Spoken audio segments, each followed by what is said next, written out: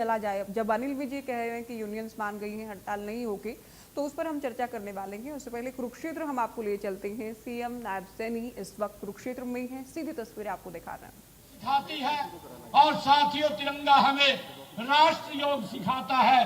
गीता कहती है निरंतर कर्म करो और तिरंगा कहता है अपना प्रत्येक कर्म राष्ट्र हित में करो।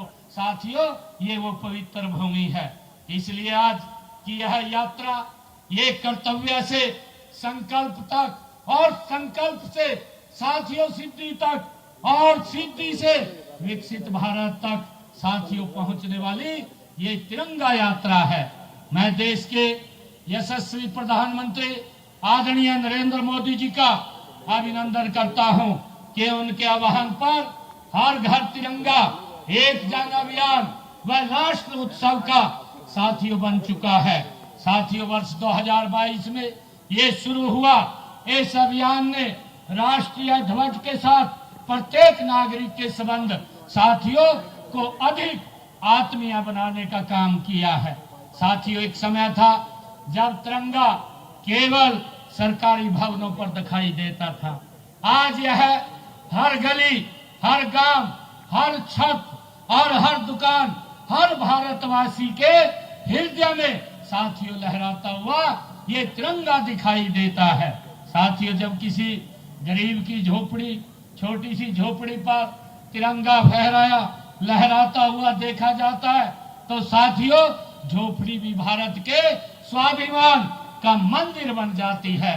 साथियों जब किसी किसान के ट्रैक्टर पर साथियों तिरंगा सजता है तो मिट्टी का साथियों प्रत्येक कण राष्ट्रभक्ति की सुगंध से भर जाता है। साथियों जब कोई बच्चा अपने हाथ में तिरंगा लेकर के चलता है तो उसमें विकसित भारत का भविष्य साथियों दिखाई देता है। साथियों वह कुछ बात क्या है, वह बात भारत की संस्कृति की है। साथियों वह बात भारत की एकता की है, वह बात भारत की आध्यात्मिक शक्ति की है। संकट के समय एकजुट खड़े होने का हम भारतवासियों का सामर्थ्य है। साथियों हमें मिटाने के अनेक प्रयास हुए, हमें बांटने की अनेक कोशिशें हुई, लेकिन भारत न कभी रुका न कभी झुका, क्योंकि भारत एक विचार है। साथियों भारत एक संस्कार है, भारत एक जीवंत चेतना है। साथियों तिरंगा यात्रा के माध्यम से आज हम उन असंख्य वीरों को नमन कर रहे हैं जिन्होंने स्वतंत्र भारत को सूर्य देखने के लिए अपना सर्वस्व अर्पित करने का काम किया है। साथियों किसी क्रांतिकारी वीर ने हंसते हंसते फांसी के फंदे को चूमा है और साथियों किसी सत्याग्रही ने अपने शरीर पर लाठियां खाई हैं। किसी माँ ने मातृभूमि की स्वतंत्रता के लिए अपने बेटे को विदा किया है। साथियों कल्पना कीजिए उस सैनिक की माँ के मन की जिसका बेटा बर्फीली चोटियों पर तिरंगे की रक्षा के लिए साथियों खड़ा है। त्योहार आता है, घर में दीप जलते हैं, लेकिन एक दीप उस बेटे के नाम की प्रतीक्षा में भी जलता है जब माँ फोन करके केवल इतना कहती है कि बेटा घर की चिंता मत करना, तिरंगे की आन बान और को आंच नहीं आने देना। साथियों ये कहानी है कि हमारी हजारों वीर माताओं की ये भावना का प्रतीक है। साथियों हमें अपने आप से पूछना चाहिए कि यदि कोई सैनिक हमारे लिए अपनी जान जोखिम में डाल सकता है तो साथियों क्या हम देश के लिए अपना थोड़ा सा समय भी नहीं निकाल सकते। साथियों अनुशासन भी हमें लाना चाहिए।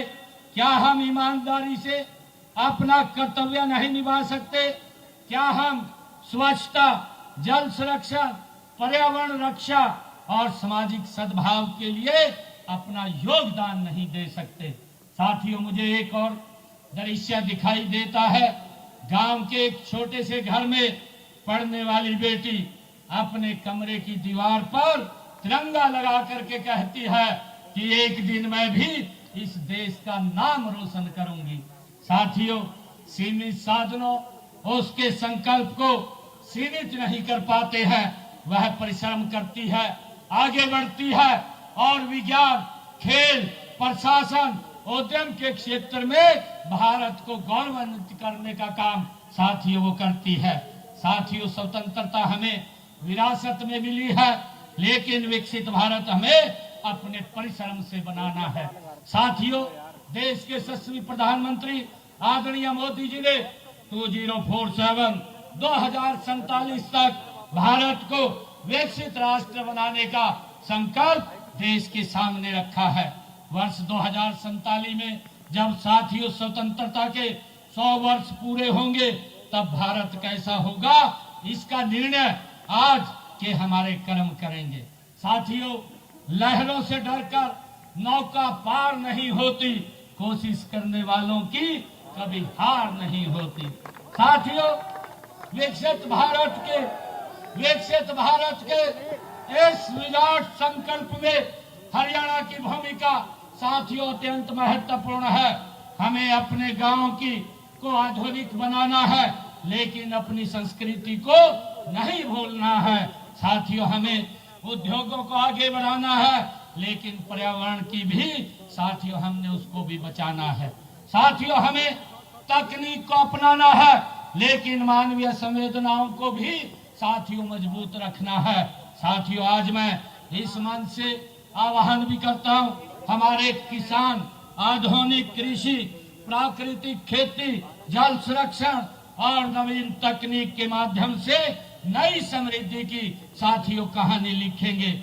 मैं युवा साथियों से भी कहना चाहूंगा कि युवा साथियों, तिरंगा सबसे अधिक भरोसा आप पर करता है। आपके हाथ में मोबाइल है, लेकिन आपके इसी हाथ में राष्ट्र का भविष्य भी है। साथियों, तकनीक का उपयोग मनोरंजन के साथ ज्ञान, नवाचार और साथियों जन सेवा के लिए भी कीजिए। नशे से दूर रहिए। साथियों, संकल्प लेना है और फिटनेस का हिस्सा बनिए, कौशल सीखिए, अपने सपनों को बड़ा कीजिए।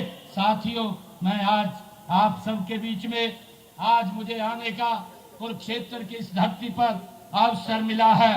साथियों, तिरंगा हमें 140 करोड़ भारतीयों की ये पहचान की धड़कन है। जब साथियों तिरंगा लहराता है, तब छोटे बड़े, गरीब अमीर, शहर गांव सभी भेद मिट जाते हैं। केवल एक पहचान बचती है कि हम सब भारतीय हैं। साथियों, मेरे कुरुक्षेत्र के परिवारजनों, आज यह तिरंगा आगे बढ़े तो हमारे कदमों के साथ हमारा संकल्प भी साथियों आगे बढ़ना चाहिए। साथियों, हर हाथ में तिरंगा हो, हर मन में भारत हो, हर कर्म में राष्ट्रहित हो।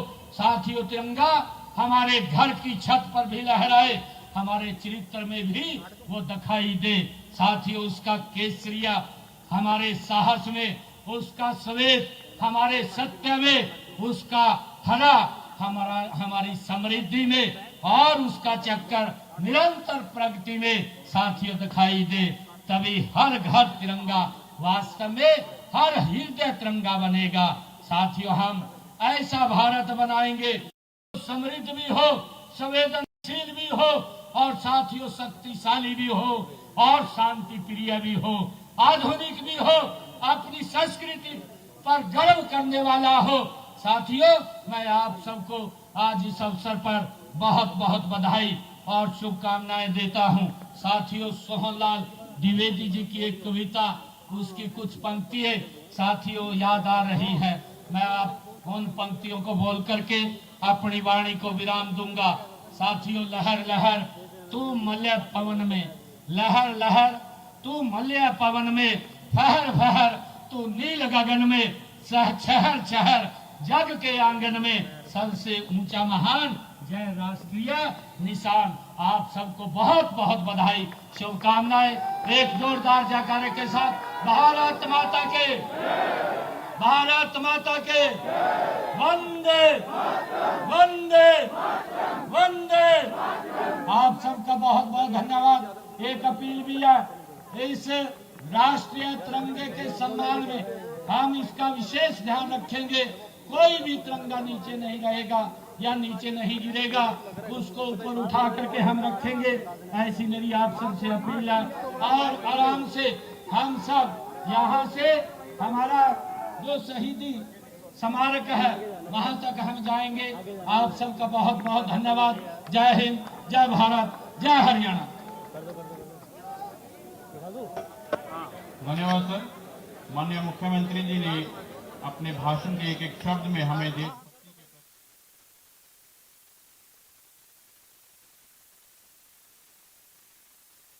कर रहे थे। तो कार्यक्रम की तस्वीरें भी आपको दिखा रहे हैं। बड़ी संख्या में लोग इस कार्यक्रम में शामिल हुए, सभी के हाथों में तिरंगा आप देख सकते हैं। और सीएम ने युवाओं से भी इस दौरान अपील की है कि युवा जो कि देश और समाज के विकास का आधार है, नशे से खुद को दूर रखें।